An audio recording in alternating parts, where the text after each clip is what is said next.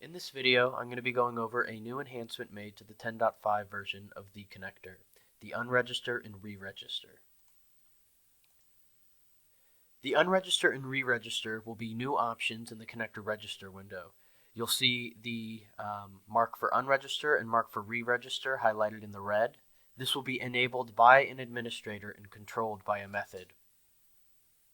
The Unregister, which you'll notice is a font change in the hierarchy, and during this, the connector will not rename the CAD file. It will break the link between the CAD and the part item, and you'll be able to assign to a new part number. During the re-register, what you'll notice is a font change, and that item will be highlighted in the hierarchy. This will rename the CAD file, and you will be able to link to a different part item. So now I'm going to go over some two scenarios with the Unregister and Re-Register.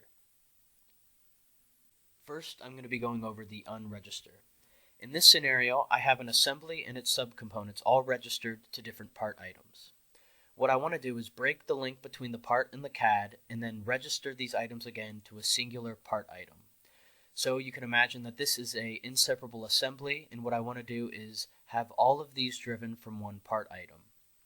So what I'm going to do is go ahead and load up SolidWorks, and I have this in session already. I'm going to select on my register, and when this loads, you'll notice the two new options in the window, marked for Unregister and Re-Register. Again, right now I'm focusing on the Unregister. So what I'm going to do is I'm going to select all the components that I want to unregister, breaking the link to those part items. Starting with the first one, I'm gonna start assigning each of these CAD files to that singular part item. So I'm going to search for the part item here and assign there. I can easily just copy and select all these and paste.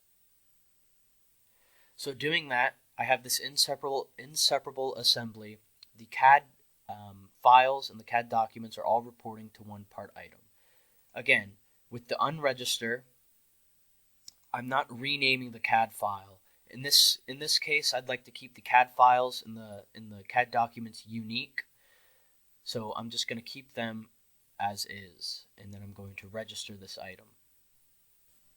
So now that I've registered that, if I select Store, what you'll notice is I don't actually have to store these items. They're already stored in the database. All that I had done right now is just break the link between those subcomponents part items and then assign them to that singular part record. So I'm going to jump back to Eris here. Now that I'm back in Eris, I'm going to select on one of these subcomponents. Just for an example, I'll choose this one. If I go to that part item and then the CAD documents, I'll notice that that link is broken. The CAD document is no longer linked to this part item, and that's the same for the rest of these subcomponents. If I take a look at the assembly part item, I'll notice that all of those CAD documents are now reporting to one singular part item, and this is my inseparable assembly, now controlled by just that singular part record. In the next scenario, I'll jump to the re-register. Now I'm going to be going over the re-register. In this case, I have this motor assembly that has already assigned part numbers, and this already exists in Eris. Over to the left in the model tree, what you'll notice is I have two components that don't have the same naming convention as the rest. Maybe this was done because of an incorrect project when these components were registered, but I need to correct this, so what I'm going to be doing is using the re-register. I'm going to select on Register to load up my register window, and I will see these two components here that have the incorrect part number convention. So I'm going to select on those, and I'm going to mark for re-register, and then just generate my part number in the correct project. So I'm now giving those the correct prefix. This looks good, but also with the re-register, I'm renaming the CAD file. So I can see that the CAD document and the CAD file are also going to be named with that correct part number. I'll go ahead and hit register here, and that's when that comes up. I'll continue to store this and then store the bill of material. So I'll hit yes there. Yes, this is modified. I'll go ahead and lock that and check it in. So I'm going to store this new component here, or store this assembly here with the new naming convention, and then store the bill of material. So now that that looks good, I can see that everything looks the same, and I have the correct part number.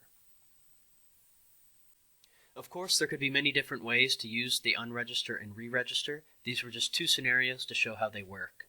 If you'd like to see some more documentation on some of the enhancements included in the 10.5 release, you can find them at this directory. Thank you for watching.